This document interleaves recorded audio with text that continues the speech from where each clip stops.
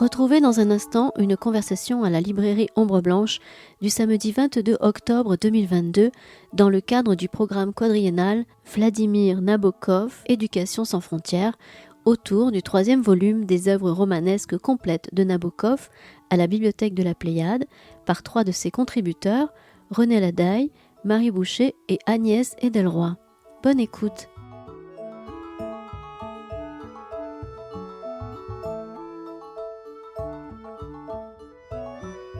Donc on va passer à la deuxième partie de cet après-midi consacré à Nabokov, en tout cas en partie. Donc vous avez devant vous une partie des contributeurs à, ce troisième volume et troisième et dernier volume des œuvres romanesques complètes de Nabokov aux éditions de la Pléiade. Donc ce sont les œuvres qui composent surtout sa période anglophone, américaine, avec donc les derniers romans. Et alors, toi, René, tu t'es occupé... Vas-y, je te laisse expliquer. Je me suis occupé de 3 romans. Bonjour à tous, d'abord. Excusez-moi. Je me suis occupé de 3 romans dans ce volume. La transparence des choses, Regard des Arlequins et l'original de l'oral, donc le fameux roman inachevé et posthume. Et Agnès et moi, nous sommes la moitié de l'équipe parce qu'il a fallu s'y mettre à 4 pour annoter Ada, donc qui est le Ada ou l'Ardeur, chronique familiale, qui est donc le roman de 1969, considéré par un certain nombre de critiques comme étant l'espèce de sommet de la carrière de Nabokov. Un roman d'une richesse et d'une sophistication extrême. Et on a mis 3 ans donc, à travailler sur ce texte et à l'annoter. Voilà.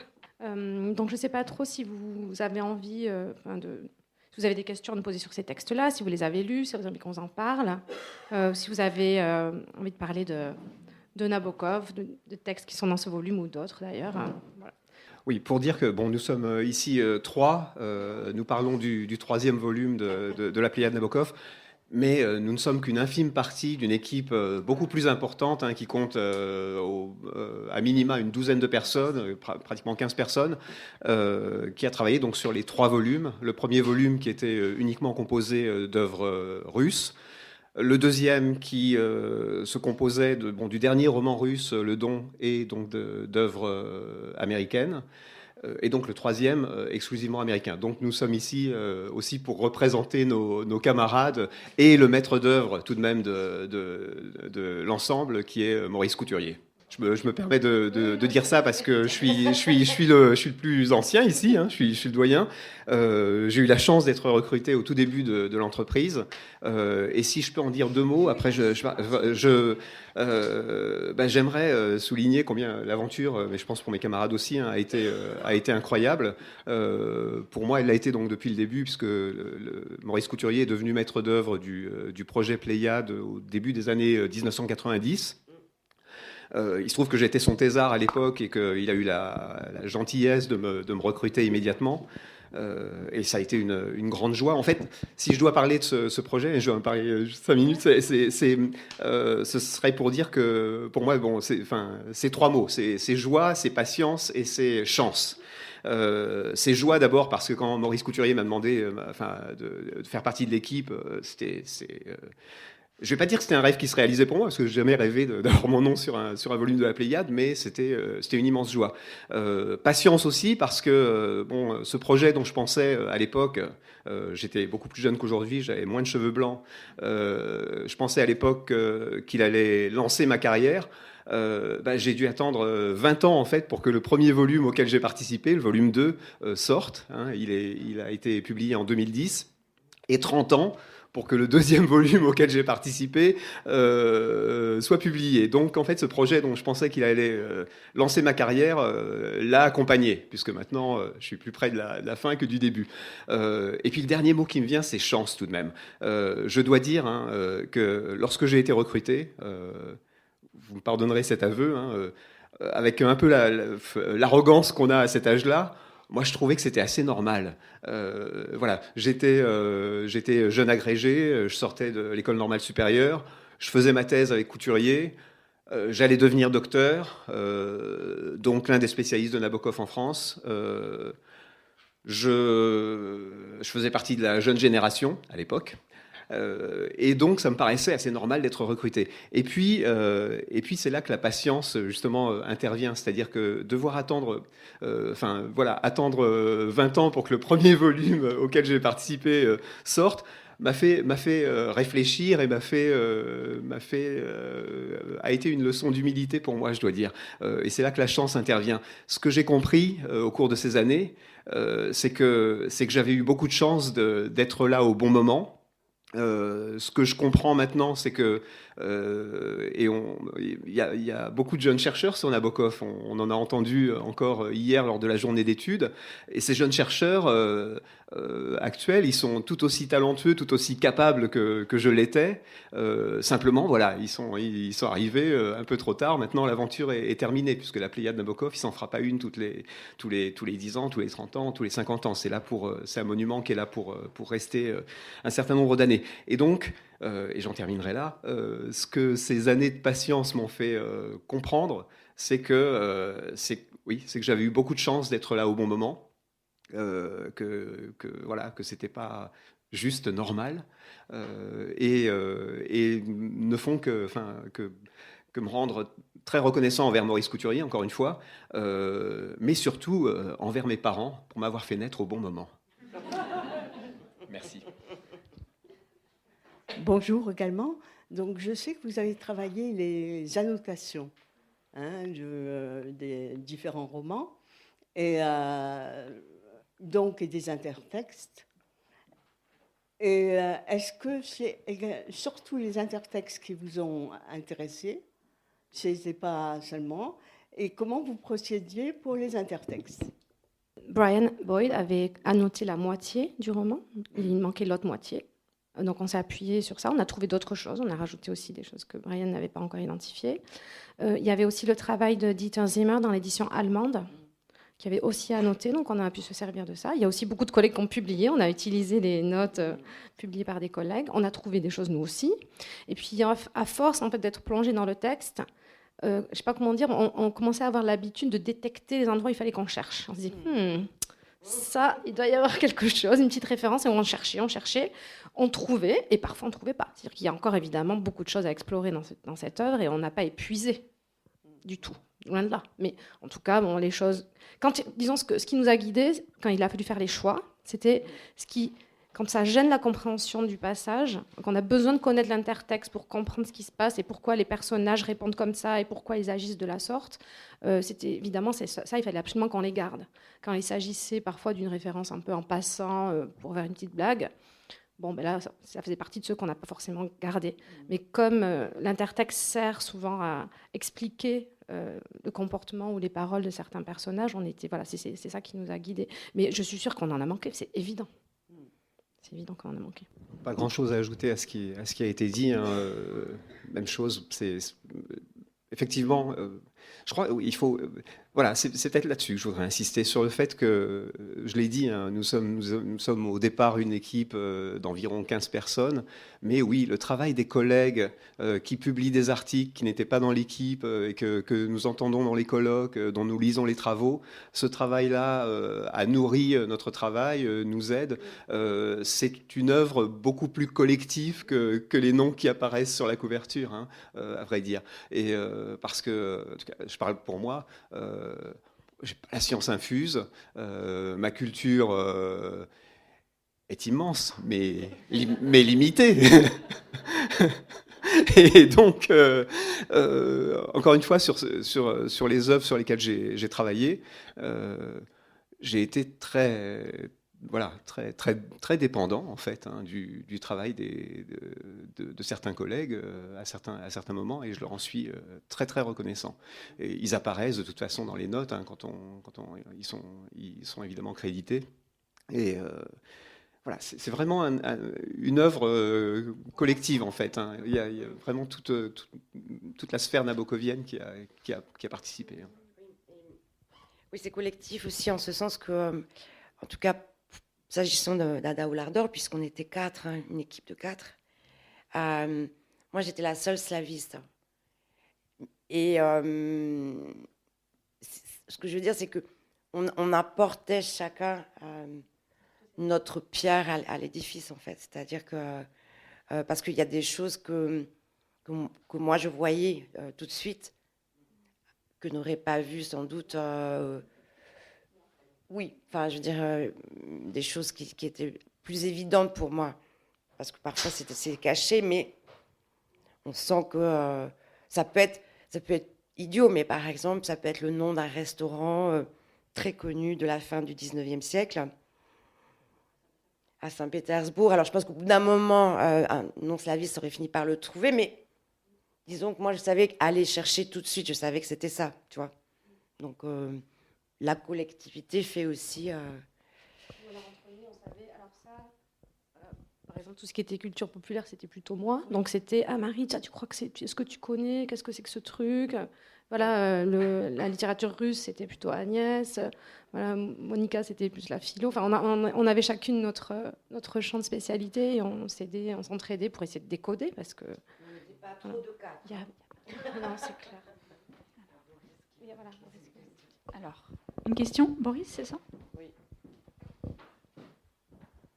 Merci et bravo pour ce monument. Et moi, ma question, c'est sur le côté monumental, justement. René a dit on ne va pas refaire une édition dans 10 ans, dans 20 ans. Et donc, ça reste comme un monument sur une place publique. Voilà, c'est le Nabokov définitif pour cette génération-là, quoi. Enfin, voilà, c'est générationnel. Et alors, je me demandais, à l'ère de l'hypertexte, si vous avez, enfin sans doute, pensé à une édition électronique qui serait plus souple, plus évolutive. Enfin, quelle différence ça fait hein, quand on pense à Nabokov, on se dit bah, c'est quelqu'un qui a inventé l'hypertexte avant que cela n'existe. Et aujourd'hui, on l'a. Enfin, il l'anticipe par son écriture. Aujourd'hui, on l'a. Et au lieu d'avoir un monument au milieu de la place publique, on pourrait avoir le marbre et puis reconstruire au fur et à mesure. Ben oui, en fait, l'idée, c'est que tout ce qu'on a coupé, on l'a pas encore fait, parce qu'on a eu d'autres choses à faire entre-temps. Mais il y a une version en ligne de Ada Online, où on peut aller consulter les notes de Brian Boyd, du moins pour la première partie. La fin, elle est ailleurs. Bon, bref, c'est un peu compliqué, c'est au fur et à mesure, au compte-gouttes. Mais du coup, voilà, donner à Brian tout ce qu'on avait trouvé, nous, pour qu'il puisse ajouter à cette version en ligne qui existe, qui n'est pas un site web très... L'interface n'est pas géniale, mais au moins on peut quand même aller... Et l'avantage, c'est que ce qu'on n'a pas pu faire nous dans la Pléiade, c'est que par exemple, quand il y a des références à la peinture, on peut mettre la référence au tableau et le visualiser, ce qui est quand même très bien. Là, nous, on se contentait de donner le titre et le nom du peintre et la date, mais voilà. Mais effectivement, l'avantage du site internet Ada Online, c'est qu'en plus, on a les photos. Et pas que de la peinture, d'ailleurs. Tous les animaux, les fleurs, enfin tout ça, pour au moins voir ce à quoi, pour visualiser ce dont Nabokov parle.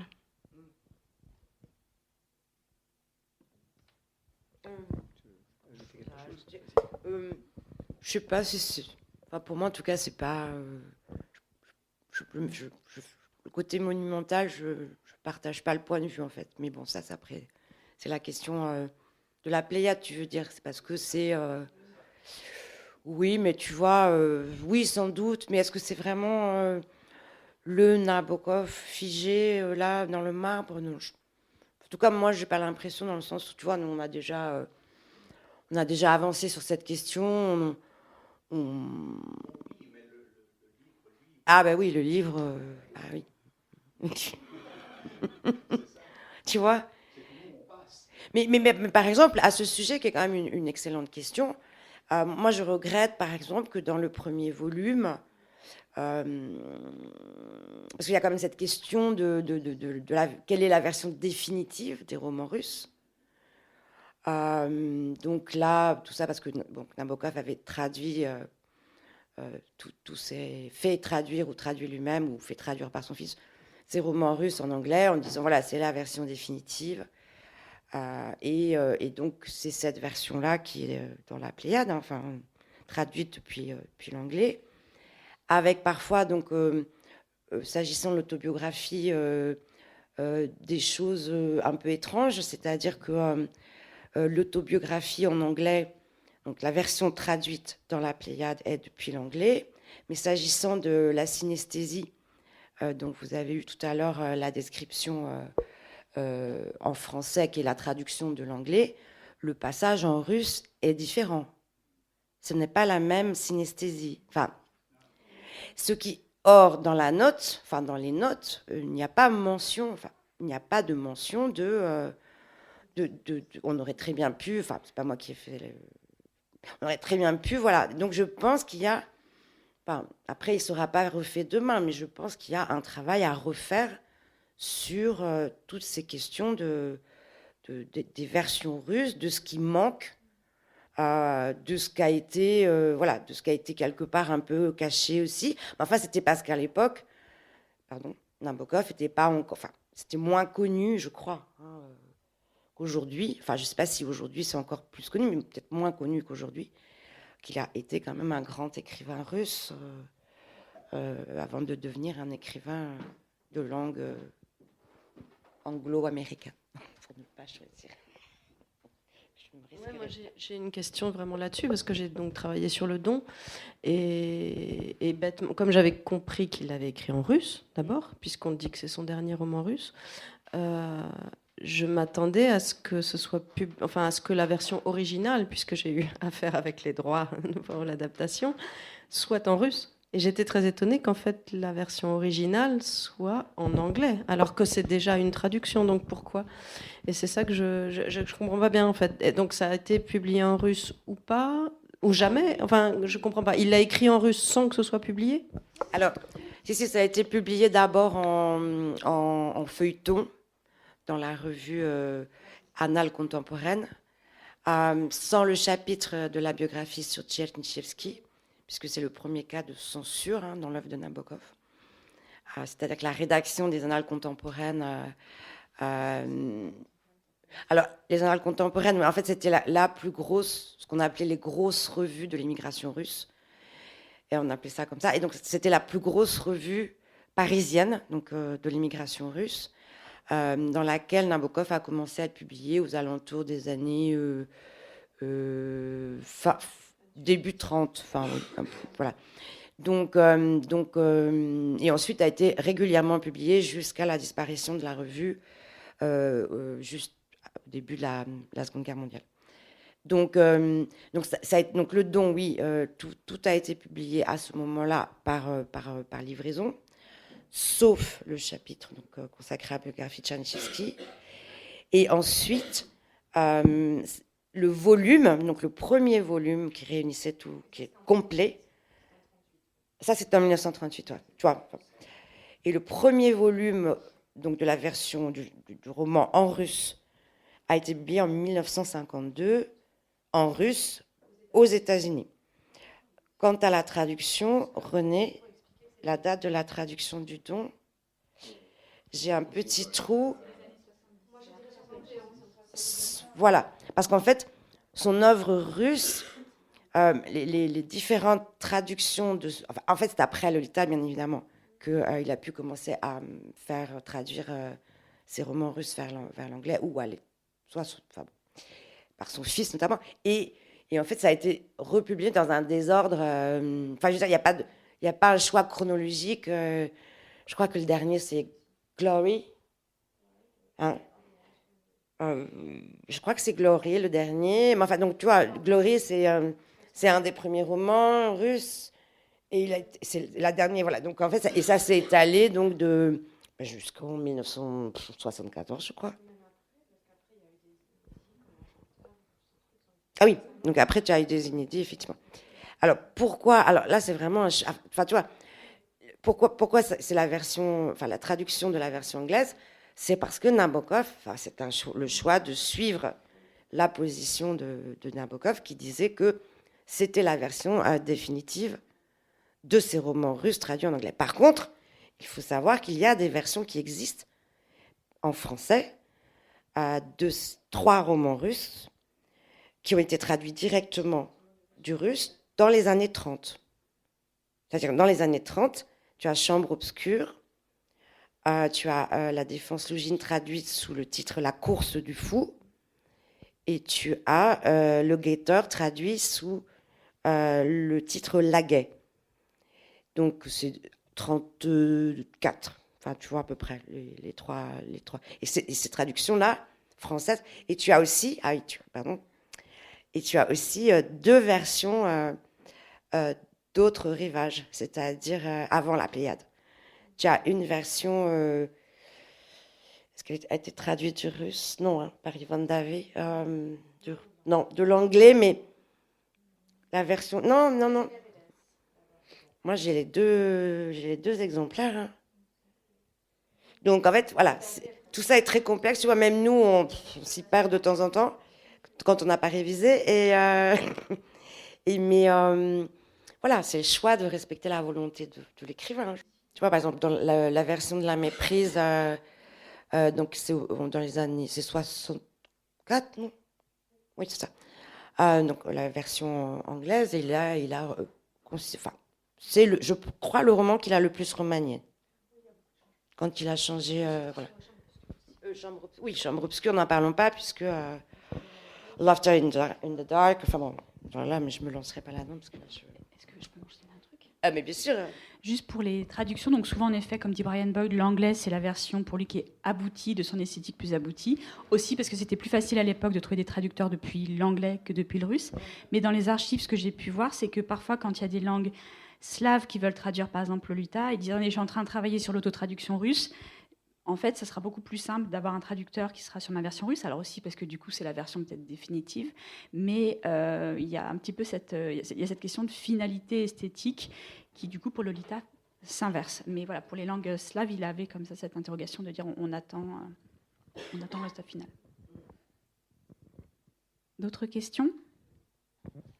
Oui, bonjour. Alors, j'ai lu Ada, mais... j'aurais aimé avoir l'avis des spécialistes comme vous. Je suis pas du tout un universitaire. Je suis un simple lecteur. Ada, comment dire? Donc, pour des gens comme vous qui avez travaillé dessus, je pense que dans les livres de Nabokov, ça doit être le plus intéressant sur lequel travailler, vu la richesse des non dites. Enfin, ça doit être infini, effectivement. Ça doit être un régal. Que pensez-vous de l'idée qui a été exprimée par certains, je crois que Updike, dans une critique par exemple, l'a dit, que Ada, pour un simple lecteur comme moi par exemple, pour un béotien, a un côté un petit peu écrasant, étouffant, ce qui fait que d'un point de vue romanesque ou artistique, si on veut, c'est un livre qu'on pourrait considérer comme moins réussi pour un simple lecteur que, je sais pas moi, Feu pâle, Lolita, ou voir Le Don, même si Le Don, il faut quand même avoir pas mal de références, me semble-t-il. Voilà. Alors, et que donc, c'est un livre pour chercheurs, et peut-être un petit peu moins pour lecteurs, ou du moins, il faut quand même s'armer d'un petit peu de courage, quoi. Oui, moi j'ai une réponse très simple à cette question, c'est que, en fait, je crois qu'il faut...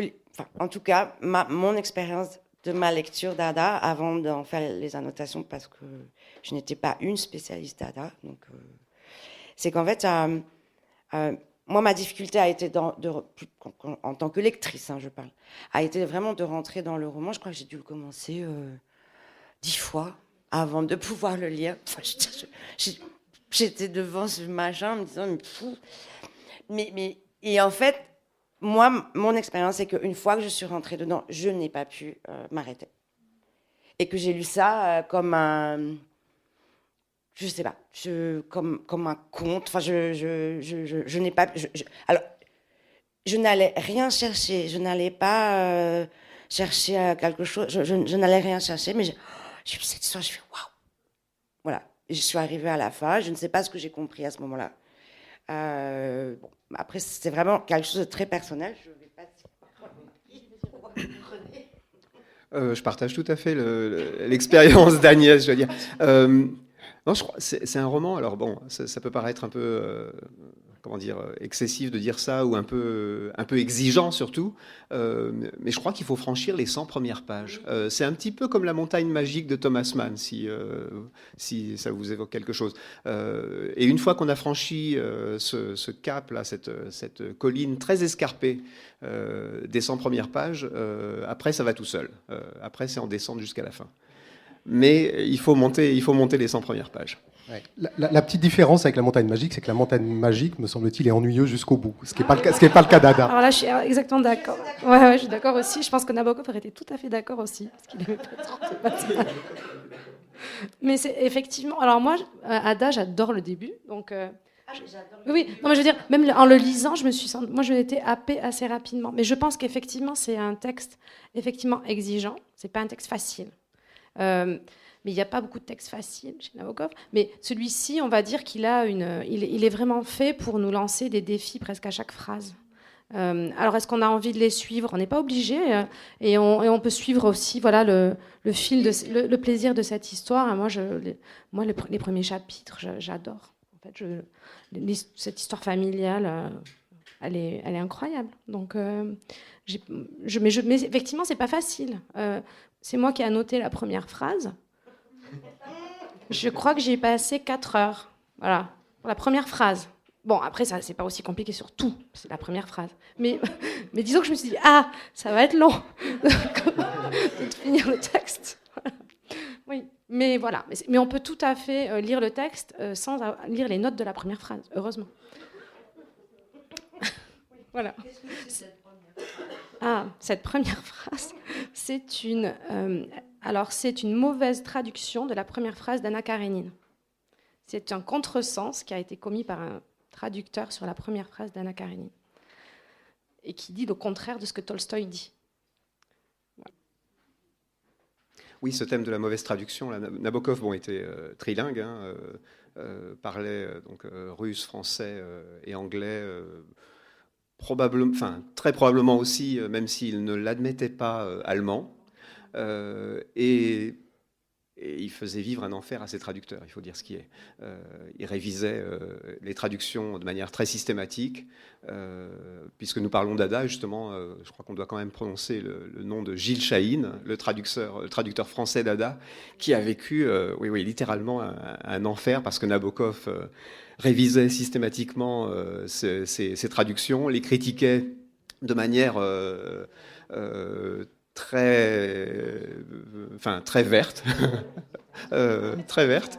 C'était vraiment Gilles Chahine a été l'élève en traduction de Nabokov pendant des années. Il faut préciser que c'est un moment où on pensait que Nabokov pouvait obtenir le prix Nobel de littérature, et donc la traduction d'Ada se faisait sous contrainte. Il fallait que le livre sorte assez vite.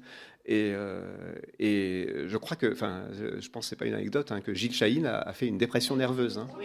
Ouais. C'est d'autres personnes qui ont terminé la traduction. Oui, c'est d'autres personnes qui ont dû terminer la traduction. Oui, Nabokov était vraiment un maniaque du dictionnaire, et donc l'une de ses rengaines favorites, c'était mais vérifier dans Émile, Littré en l'occurrence, et donc il torturait ses traducteurs. Et il disait qu'il essayait de ne pas réfléchir, pas trop penser aux traductions en japonais ou en turc qu'il ne maîtrisait pas, parce que ça lui donnait des cauchemars, en fait, d'imaginer ce texte complètement mal traduit, avec des contresens à chaque page. Voilà. Il disait que s'il voulait pouvoir dormir le soir, il ne fallait pas qu'il commence à penser à ça. Parce qu'il était dans un insomniaque aussi. Deux mots sur votre édition. Déjà, pour vous féliciter, c'est très impressionnant et c'est très intéressant et instructif.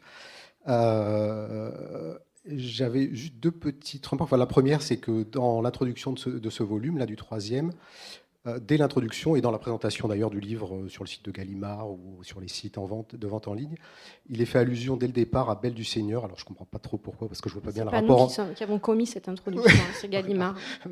Voilà, je ne vois pas très bien le rapport entre Belle du Seigneur et Ada. Et non, si j'ai un regret sur l'édition, mais c'est plutôt dans le 2e volume.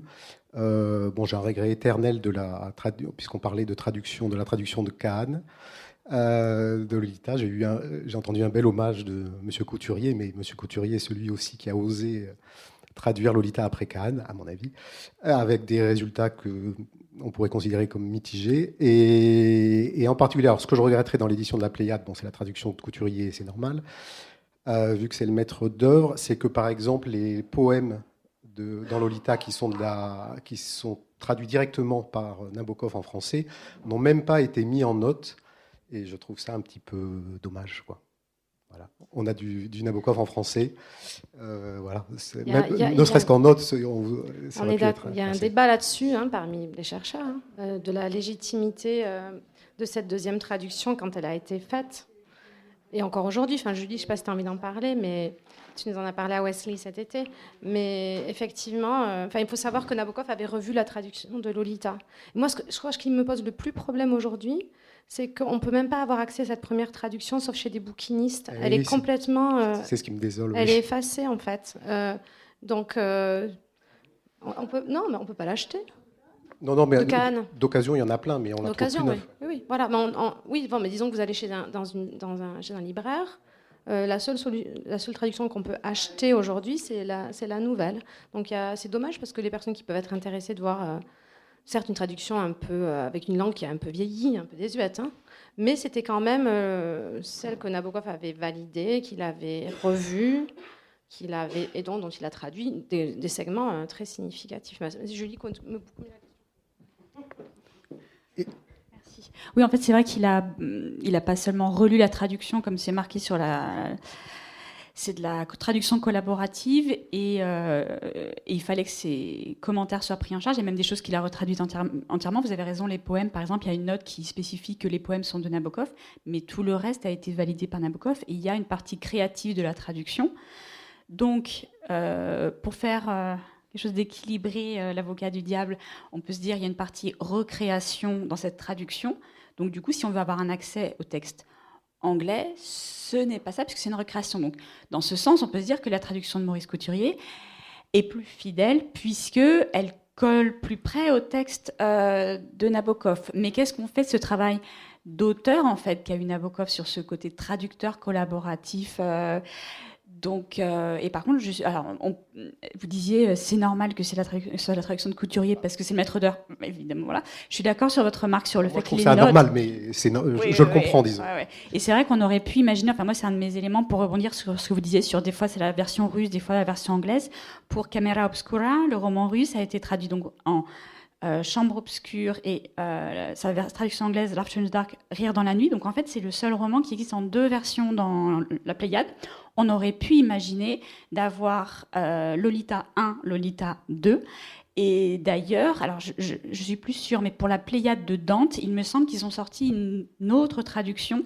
Donc a priori, il y a une nouvelle ligne éditoriale qui sort et qui pourrait envisager justement des traductions un peu polyphoniques. Alors je dis pas, peut-être pas la page de gauche, la page de droite, chaque traduction, mais on pourrait tout à fait envisager au moins ressusciter la traduction de Kahn, qui en effet, chez les bouquinistes, elle se trouve encore, mais de moins en moins, de plus en plus chère. Voilà. Donc voilà. Mais en tant que traductologue, on peut se dire finalement, plus il y a de traductions qui existent, plus ça permet de relire le texte et de le voir sous une lumière différente, une lumière un peu diffractée.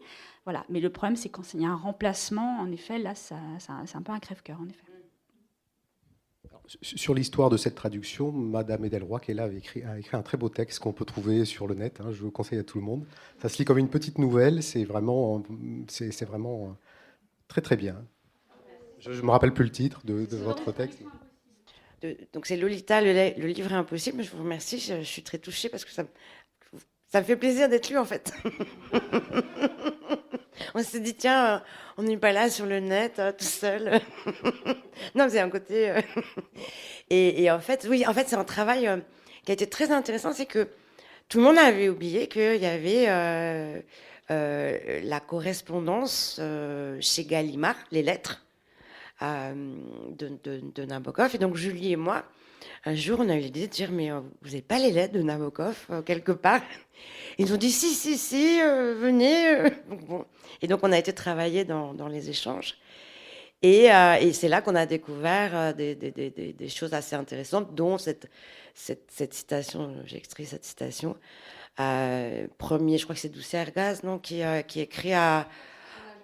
C'est son agente, Doucia, c'est l'agente de Vladimir Nabokov, qui écrit à Gallimard et qui dit, donc voilà, Lolita, ce livre impossible. Donc, c'était vraiment.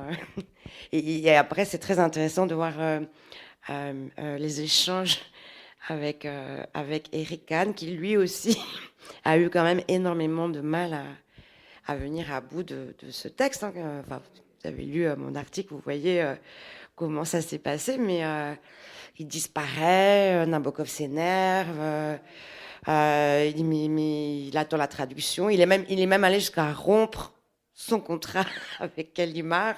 Enfin, mais bon, ça s'est bien arrangé finalement. En fait, c'était une erreur comme vous l'avez vu, c'était une erreur de secrétaire, c'est-à-dire qu'en fait, au lieu d'envoyer le texte en express, elle l'avait oublié et elle l'avait envoyé par la voie à l'époque maritime, j'imagine. Voilà. Et donc, ça a mis je ne sais combien de temps à arriver. Et pendant ce temps-là, il y avait Nabokov qui envoyait des lettres furieuses de l'autre côté. Donc, c'était cocasse, en fait. Merci, Agnès. En fait, le débat là qu'on est en train d'avoir et les questions que vous soulevez posent une question plus générale, qui est la question de la pérennité d'une traduction. Et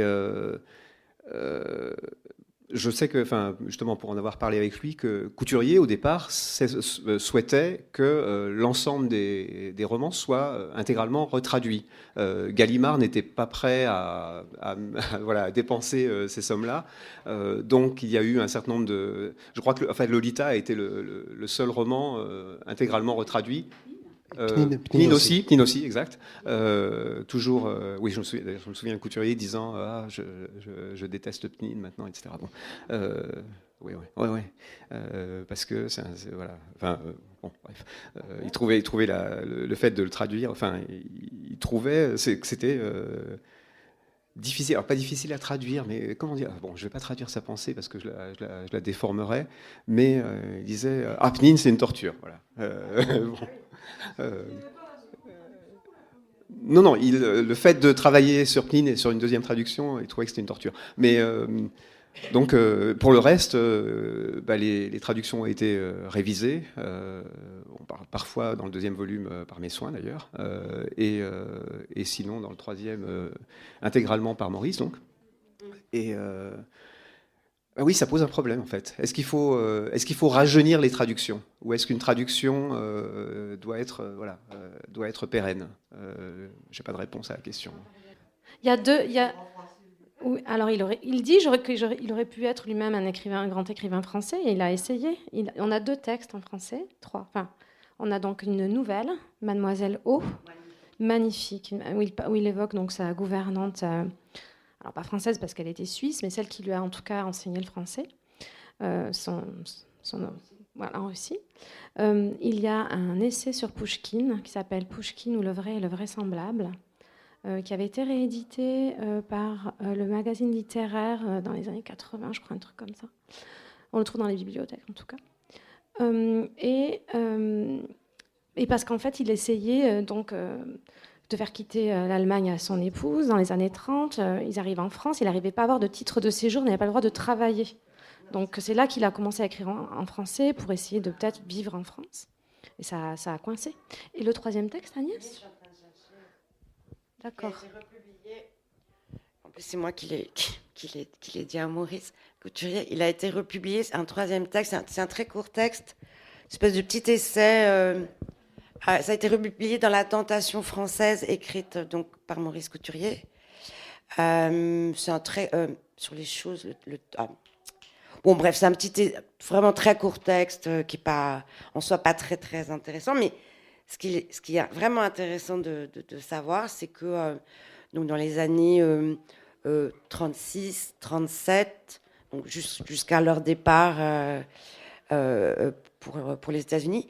Vladimir Nabokov se cherche un avenir, parce qu'il ne vivait que de sa plume à cette période-là, qui est une période très difficile, dans un grand dénuement. Donc, soit il envisageait, bien évidemment, ce qui est arrivé par la suite, de la voie de la littérature anglaise, soit il a essayé aussi, en fait, il était ami avec Jean Paulhan, enfin ami, assez proche de Jean Paulhan et des cercles de Jean Paulhan, de la revue Mesure, notamment, dans laquelle il a publié donc en 1936 cette nouvelle Mademoiselle O, qui est très belle, il faut vraiment la lire, c'est magnifique.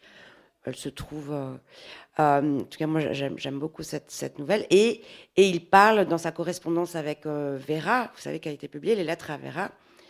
C'est très intéressant aussi parce qu'on le voit donc évoquer, il parle des écrivains comme français comme ses frères écrivains. Enfin, en tout cas, donc voilà, il a vraiment bon, ça ne s'est pas fait, mais ça aurait, quand Maurice Couturier dit la tentation française, pourquoi pas, ça aurait pu. Voilà. Bon, ben, merci beaucoup, j'espère que vous avez aimé.